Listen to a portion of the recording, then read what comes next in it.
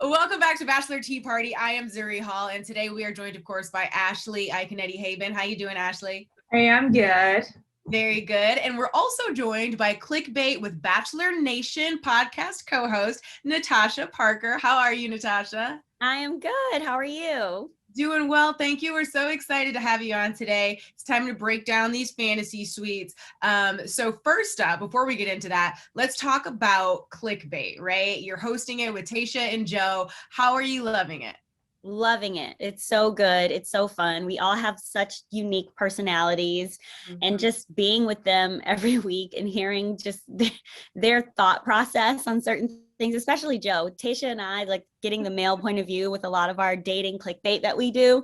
We're like, really, Joe? Really? So it's Joe really is such a guy. Such a guy, like the guyest guy. I don't even know how. You guys know what I mean by that, right? No, that says so much for sure. I like that though. That's like, you need balance. You need to represent both ends of the spectrum. So we're getting all the points of view.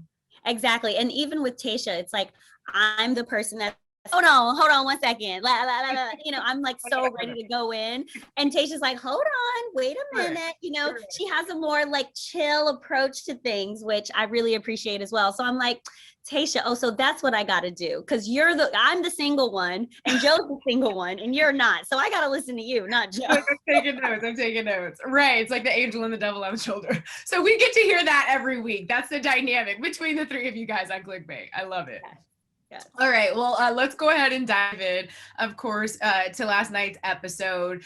Matt obviously exploring these connections with the ladies is getting pretty deep. Michelle and Matt got deep as they were talking about, what they want out of a relationship. How did you feel about their date when you were watching that last night? I feel like she's just constant, like it's just constant goodness with them. I never pick up any vibes that like he may not be into it. I was not surprised to see her get a rose last night. Who else thought the entire time that they were doing like their little Amish milk date thing that like it was they were supposed to be somebody to come out and give them direction, and then there never was. Yeah, it was like, what do we do with butter? Yeah. Is that oatmeal? Wait, I'm gonna taste it. Yeah, okay. I thought someone was. Yeah, it wasn't just you, definitely. Okay, so I was like, somebody's gonna enter the room now and be like, no, you're doing it all wrong. Yeah. Yes. But I mean, Michelle, since she came on the screen, since their one-on-one date, I was like, fave. I love their energy. I'm watching them and I'm like, they are so mom and dad right now. Like, will they adopt me? Like I see it. I see it so clearly. I'm like, I hope Matt sees it because I see it. Really? Well, you said you hope Matt sees it. She said she loves him. And while it was super sweet, he didn't say it back, but they did spend the night together. So how did you feel watching that moment? Do you think he sees it and maybe just isn't quite there yet? Or let me tell you, that hurt. Anytime I see these women or men give and then the lead is like, that's a nice thing to say. Thank you. I'm like, no way. Okay, so I say it, then you say it. That's how it goes in the movies. Right. Can we do that? Right. Yeah, so I felt for her. I really felt for her. But yeah, maybe he is, I mean, we heard him drop the L bomb on another date. So I was just like, it's breaking my heart. It's breaking my heart. Feels it, we know he's gonna say it because he said it basically with Rachel already. Isn't it funny the way in this show there's like two phases? There's the I'm falling in love with you phase, and then there's the it's a week later, I can say I've hit the bottom, I'm in love. We are in love now. Yes, because I think I mean, I went home right before hometowns, and I think that like really it gets just that more intense, right? Like it's like I'm feeling all these feels, just you and I. Okay, wait, you vibe with the fam, love that. I mean, Michelle's date with the fam was just like that's hometown. Yeah, this is it. This is you. We gonna play basketball. We gonna raise basketball children. You're tall, I'm tall. Let's just do it. I was like, this is so perfect. It's a match made in Bachelor heaven, Yeah. But I really, the L bomb did not fall, and it crushed me. I think the L bomb was worse with Bree because Bree. Is this where we're going, Zuri? This is exactly where we're going. Bree and Matt's day. What'd you think of them together? And then obviously he ended up sending her home. Were you surprised? I will say that these outdoor dates, Come on, give the girl a break. I'm telling you. And you know what? She's a good sport because I would have been like, honey, I got on white shoes. Come on. We're not doing Carry me. Yeah, carry me. Use those muscles, you know? Right. Like she's a good sport. She's a really good sport. She really is. You're amazing. Okay, so this is what she said. She goes, I still feel 100% ready for an engagement after this. And what I'm feeling is that I'm really so in love with you because it means the world to me that you can understand me. And it really just goes to show why I love you and the things that I love about you. So many loves. And like, and then you know how he responds to that? He goes, it feels really good to hear that. Oh no. It's Yeah. so bad. That hurts. It's so, yeah. And you know what? You know how we were talking about like Michelle is like they seem like the perfect match.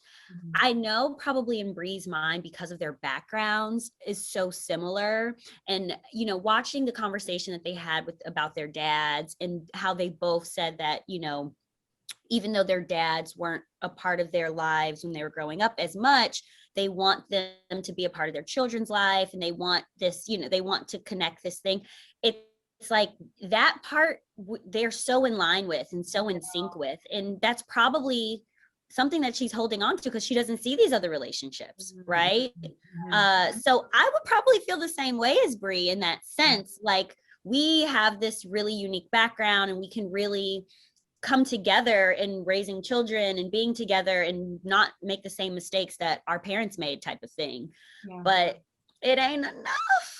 Now, obviously, Bree ended up going home, and despite the controversy that is unfolding in real time, Rachel Kirkconnell, of course, we did see her date play out. She's in the top 2. Your hearts just have to go out to Matt right now as you're watching this, right? With the context that we have, I mean, you just feel for the guy. I will say when I watch the show, I really try my hardest to take out what is happening in the real world because of course he had no idea, you know, no one knew what was going on, and I'm trying to look at this situation and this, you know, objectively, and it's like you can tell he's so attracted to her, you know, you can tell there's just a attraction there, you just see it. So you know, then you go on social media and you're like, oh yeah, I feel for you, bro. I really do. It's hard. Yeah, I just to kind of reiterate what Natasha just said, it's just it's evident that she's the one in many ways. It's like every week he says something that's basically like, it's like that TikTok trend. It's like, tell me that it's me without actually telling me it's me. Wink, wink. Yeah. Because this week he says, you know, just know that like at the end of this, you'll feel really good that like I exhausted all my options and we lived happily ever after. He says that. And then he again says like, when you fell skydiving, I had like this clarity moment of my future. So it's just like, it's just obvious. Yeah. And he also said, when I just know when I'm not with you, I'm thinking about you. And I feel like that's like the second, I don't know if he said it to Rachel before, but he said that to someone before. Maybe it was Rachel before. It was Rachel, because like to other people, he'll be like, when I'm with you, like I'm here with you. But he doesn't say when I'm not with you. Right. Right? We catch very different statements there. Got to read between these Bachelor lines. Well, we will, of course, see how it all unfolds in the After the Final Rose special. But in the meantime, normally this is the portion of the show where we would do our throwing shade segment, but really there wasn't a ton of shade last night, which was a nice break from all of the everything. There were some really emotional moments instead. So we're going to go ahead and talk about those. First up, this episode kicked off obviously with a very emotional and deep conversation with Matt and his father, where Matt talks about the fact that he still feels upset that his father cheated on his mother. What were you thinking when you were watching these two guys kind of dive into something so deeply personal and yet on a public stage? It was really hard to watch. I felt like, you know, in the Bachelor world, they always use that word blindsided. I feel like his dad came for one thing, like, oh yeah, my son's gonna meet his future wife, yay. And his whole demeanor changed when he realized where the conversation was kind of going.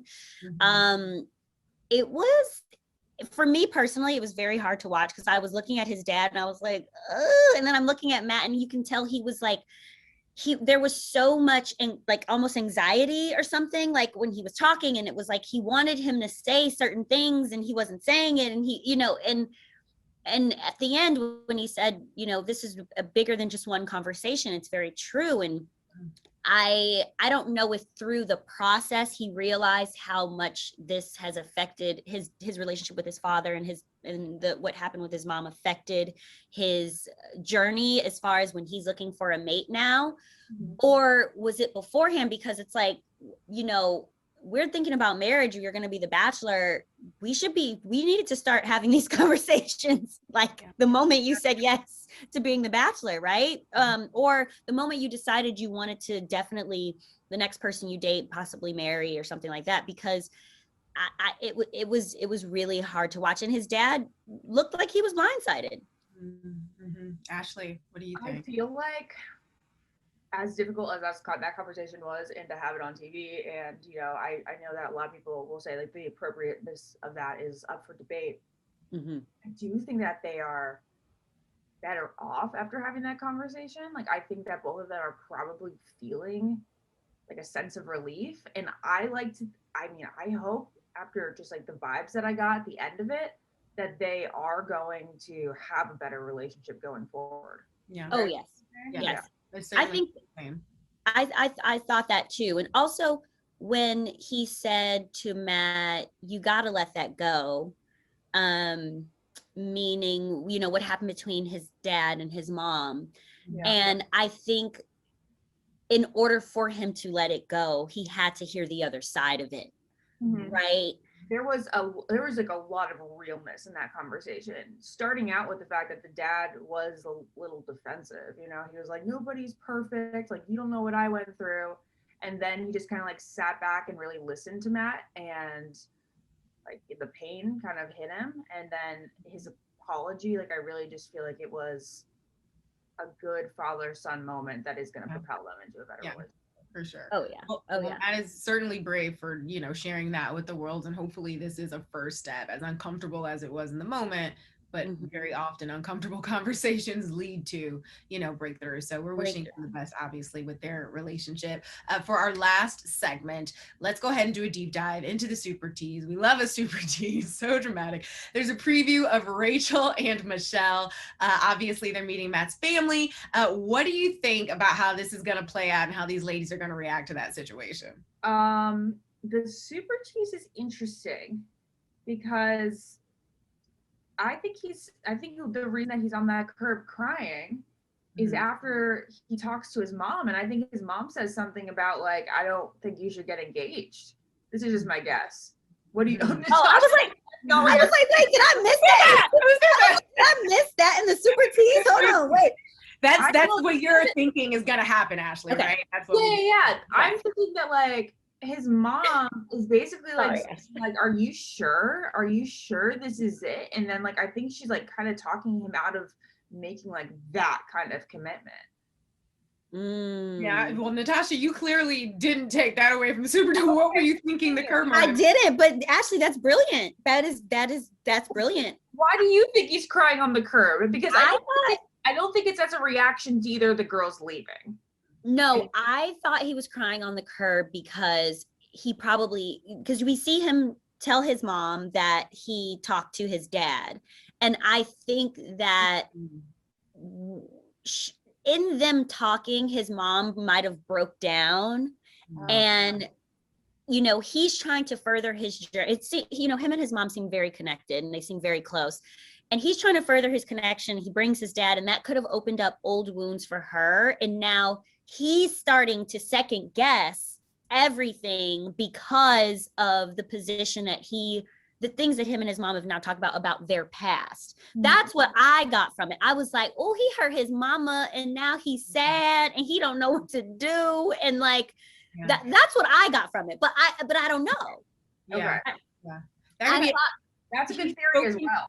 he's spoken before about like having trouble opening up, the fact that he doesn't think he's ever technically been in love before. Do you think that that might be what's at play here? Sort of conflict around, what am I doing? Is this it? Which kind of leans into your theory, Ashley, of maybe his mom is like, are you sure? And even he is like, I don't even know how to answer that because I've never been here before. Yeah, he's like, Mom, I don't know. I've never been in love before. Like, I think this is it. Maybe. And I think I put a ring on it now. Like that is a lot for such a quick amount of time when this is the first time you're experiencing it. Right. I just thought about it. It could be a whole situation of him telling his mom who he wants to be with, and she like, honey, she not the one. I don't see Oh my God, why wouldn't it dawn on us like it could be that? That's like right? Classic. He's because we to cry? No, yeah, we've seen in the past like so many parents be like, "Oh, I prefer that one," and then I mean, Peter Weber's mom was very adamant about forget about that. And then the Bachelorette has like a breakdown because they're like, that's not what I wanted to do, but is my mom not going to condone my decision? Like that's curb-worthy crying. Yeah, because also it's like we all see it with Michelle. We all see it. But we also all see how he sees it with Rachel.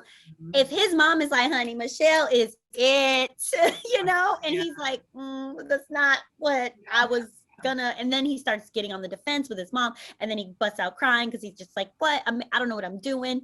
Yeah. Okay. Well, we'll know soon enough. Wait, what were you about to say, Ashley? No, like that's definitely the most plausible option. Yeah. We're talking this through, ladies. We got this. We're working through it, workshopping it. We'll see soon enough. In the meantime, just to wrap it up, I know we talked about this, Ashley, obviously with Emmanuel Acho joining to host the After the Final Rose special, which we're all very much looking forward to watching him take on that role. What are some of the things that each of you are hoping to see addressed, sort of, period, not just the obvious, right, which is what's going on right now with Rachel, but just from start to finish, what do we hope to see? I feel like probably the addressing of the issue like in more of a macro sense, right? Like as like the whole franchise, and how race is shown or not shown enough. And then I hope that it's just a conversation that has like a sense of like warmth to it. Like I want him to like kind of like, I know he will. That's why I think he's perfect for it. I think like he's just, if there's going to be like a sort of like a sense of empathy or like just like teaching and not like finger pointing. Does that make sense? Yep, that makes sense. Natasha? Yeah, I expect to see uncomfortable conversations because that's what he's so great and gracious at doing. I would love to hear him talk with Matt and really, I mean, we all feel for Matt, but to really hear how Matt has felt throughout this whole thing with everything playing back, watching your show play back, and then all the controversy that's happening. I said this on Clickbait, and in my perfect world, the tables turn on Chris Harrison and Emmanuel interviews Chris Harrison and have that uncomfortable conversation. It's like, people are, Chris Harrison said it, he's an imperfect man. We get that. But if you're really looking to learn, there's so many people that are divided on this whole thing. Is Chris Harrison wrong? Is he not wrong? Back and forth.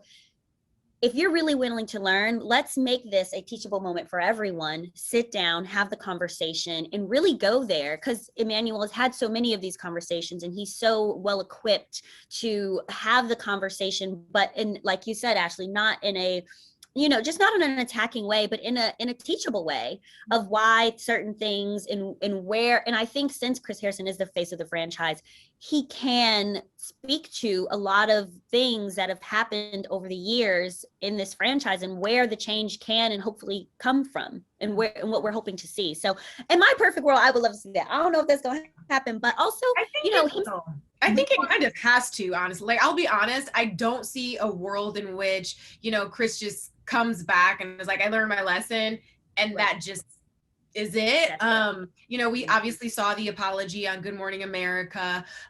We saw some of the reactions immediately after that, particularly Michael Strahan's. And so I think this is really a great opportunity for Chris to not just show, hey, I'm doing the work and I'm learning, but he kind of, when I think about it, represents Bachelor Nation, right? And sometimes represents sometimes genuine ignorance, which, so I don't say that in an insulting or attacking way. I mean, sometimes people just genuinely don't know until they know. And I think that could be said for people who watch The Bachelor too, certain people, not everyone, but certain people. And so I would love to see that play out in real time on the public stage and let him sort of be the representative for anyone else who's a fan of the show who maybe would have been like, well, I don't get what the big deal was, or he just said what he thought. So I think you're right, both of you. It's a great teachable moment, and it would be a shame for them to let a moment like that slip by. I don't think they will. I think we'll see that. I hope we'll see that too. I mean, I think that's like the way, if you're gonna bring Chris Harrison back, I think like he has to sit down with Emmanuel, or like, you know, or something sort of similar. What's really interesting is that, well, it was pre-taped a couple days ago. It was pre-taped a couple days ago. Oh. And it took a long time to film, or so the birdies tell me. Wait, what did the birds tell you? You broke up. Oh, no, it took a long time to film. And it's going to be chopped down into only 40 televised minutes. So yeah, because it's after the final rose. So it's the last hour of this 3-hour special. And that's only 40 minutes technically. No, they're going to have to give us the real, the Holyfield. No, my thought is like, why don't we just have the next day? Something like that. Have another episode, have a whole other episode, because it's important, you know. I mean, also we didn't even bring it up, but Emmanuel talking to Rachel, right? And having that conversation with her and hearing, I mean, I saw her apology, I saw the things that she put online, you know, them talking about this will also be very informative for a lot of people. Well, we will certainly see how it plays out really soon here. Did your little birdie tell you anything else, Ashley? What honey, drop it. Drop it, Ashley. They flew by real quick and just said that. Okay, they just, okay. Well, we'll see soon enough. Ashley, Natasha, thank you so much for joining us. This wraps up this week's episode of Bachelor Tea Party. Make sure you go check out our Facebook fan page. In the meantime, and of course, we will be back here next week to break it all down. Bye, guys. Bye, guys.